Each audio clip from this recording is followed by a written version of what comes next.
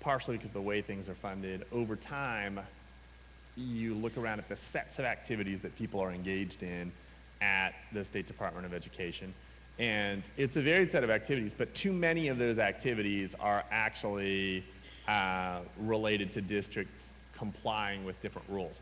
So even when we're out there through our field service centers, which are doing heroic work in an understaffed capacity, even when they're out there sort of trying to work with districts, a lot of times they're helping districts on compliance.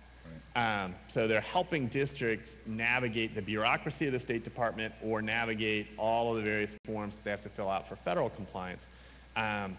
We would like to streamline our activities and push more activities out into the field service centers so that the way it actually looks is we are working with districts to help them set goals, collecting best practices and resources so that particularly for rural communities that don't have large central staffs, we're not saying, hey, figure out your own 7th grade math professional development. We're saying to them, here are 3 proven 7th grade math professional development programs, and here's data that supports them. That's a role that we can play.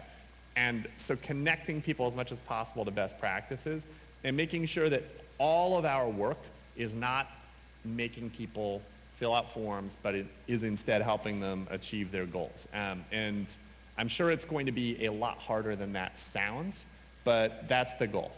And I think your articulation of that in audiences like this, but around the country, is important, because I think it is a goal, it is an aspiration, and a tough one.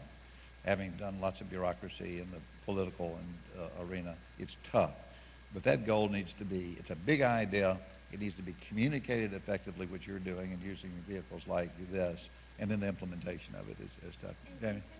I think just to give an attaboy and add a team for the department on this work of making these field service centers service friendly for rural communities, that impact can be exponential even compared to the suburban and urban community. You don't have multiple departments within systems. You may have a very small system with very little administrative supports to go out and find those best practices. So I think those field service centers with that service-based mentality, bringing folks together, can, in the rural context, really yield great results for Tennessee.